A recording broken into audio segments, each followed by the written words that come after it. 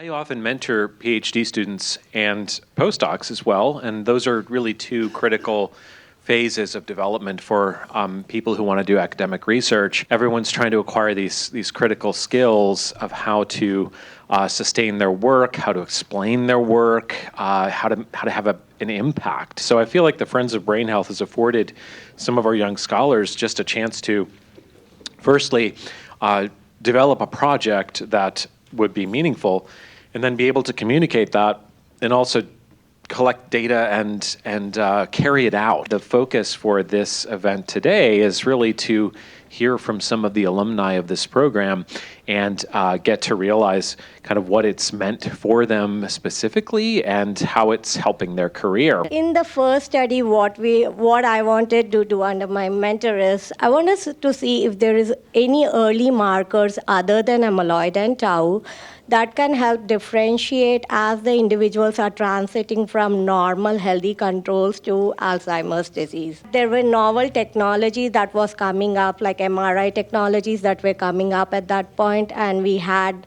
one of the technology called spectroscopy, which can identify the energy molecules in the brain. With this research, we were able to see that, yes, energy deficits are occurring early enough before Alzheimer's disease is occurring. The energy reserve, which is sitting in the brain, is really low even before the diagnosis of Alzheimer's disease. And this added to the existing research. Maybe this can form as an early marker in diagnosing Alzheimer's disease. Individuals who were enrolled in our first study, we introduced them to a dental intervention, and that dental intervention is a simple piece of mouthpiece that goes and it pulls the jaw forward when they are sleeping. That helps to open the airway, and it gives them a better night's sleep. Whenever these individuals are using those dental intervention, their memory scores were improving. What trajectory has your research followed since completing the Friends-funded studies? I moved on into substance use disorder, where I use the same technology to analyze if there are differences in individuals who are using cocaine, using that same spectroscopy model. And later, after that, I moved on to UT Southwestern Medical Center as, again, a postdoc, trying to complete in the same area, but with an enlarged focus of psychiatric mental illness. Why is it so critical to receive funding that comes from the Friends from Brain Health, especially for a scientist early in their career? Dr. Chapman, she always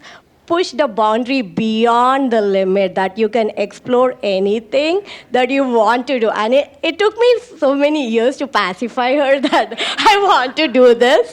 There was some pushback, but one thing I can say, without Friends of Brain Health funding, I would not have done what I have done. Given the timing of 2019, a major world event did occur shortly after that, and I wonder if you could talk about how it affected your research directly and how that led to evolution within the direction of your project. We can all remember faintly what happened from 2019 to 2020.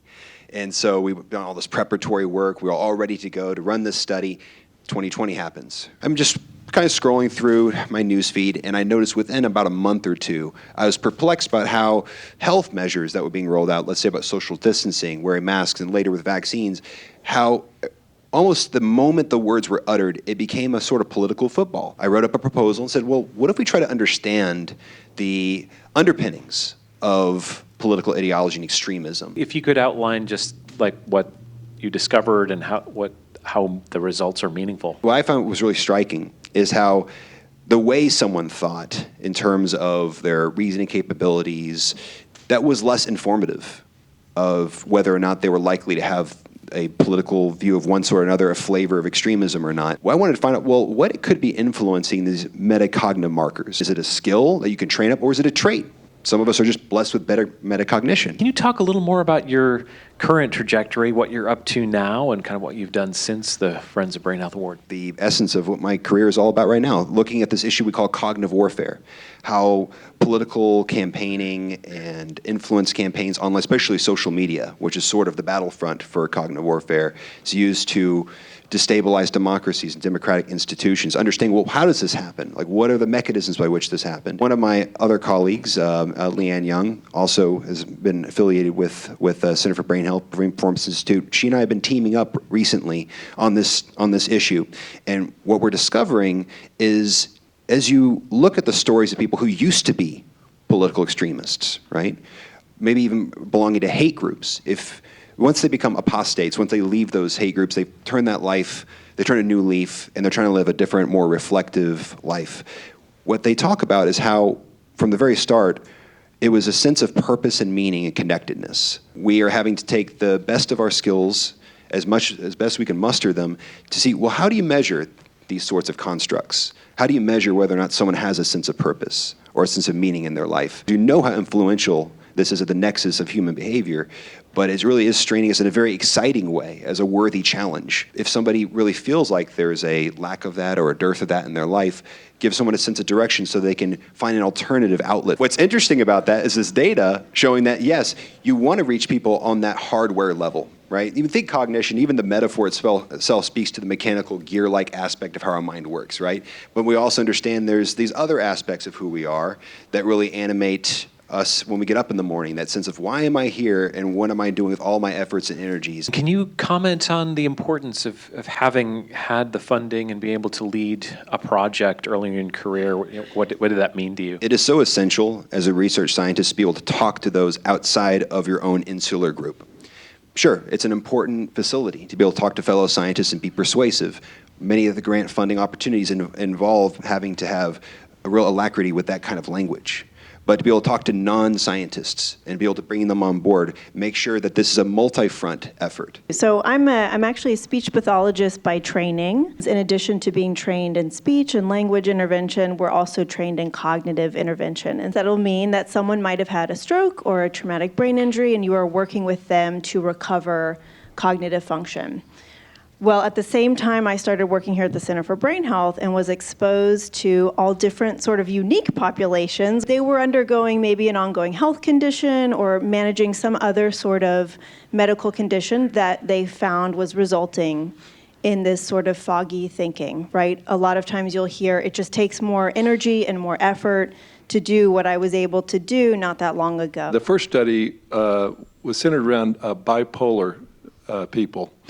Can you talk to us a little bit about that study and tell us kind of what you've learned after your study? There's very effective management with standard treatment to manage mood symptoms in bipolar disorder. So that's fantastic. But what we also see is as individuals are managing that long-term over their life, they notice some other long-term effects, including cognitive concerns, foggy thinking. We had an earlier study it was a pilot study looking at the benefit of a cognitive intervention with individuals with bipolar disorder. So it was really truly looking at just that added cognitive potential and benefit through cognitive intervention. And the particular Friends grant that I got was to actually invite those participants back later for a longitudinal follow-up from that original study. Well, the second study is currently ongoing. It centers around breast cancer survivors.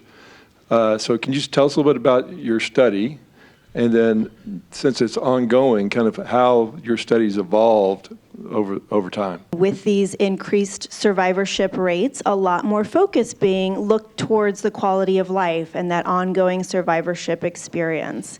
And cognitive concerns or cognitive complaints or brain fog is a common complaint of breast cancer survivors. The initial study that I was awarded for pre-pandemic was looking at, with one group, we were examining one particular cognitive intervention and the impact that could have for breast cancer survivors with complaints of brain fog. Leading up to 2020, that cognitive intervention had to be delivered in person by a trained clinician. But in 2020, we actually translated that into an online format. So that then allowed me to expand not only the reach of the original 40 participants in the DFW area to up to 200 across the nation. Can you tell us what the intervention is? It's the SMART training, which is When you think about cognitive interventions, I think it's helpful to think generally there's sort of two broad approaches. One approach is what we might consider a bottom-up. This is sort of a bucket of approach where you need to sit and you need to train. You need to do exercises versus a whole different approach, which we would think about top-down. And that's really more, can be agile and unique to person. Tell us why it's so important for someone who's kind of early in their career to receive a grant like this.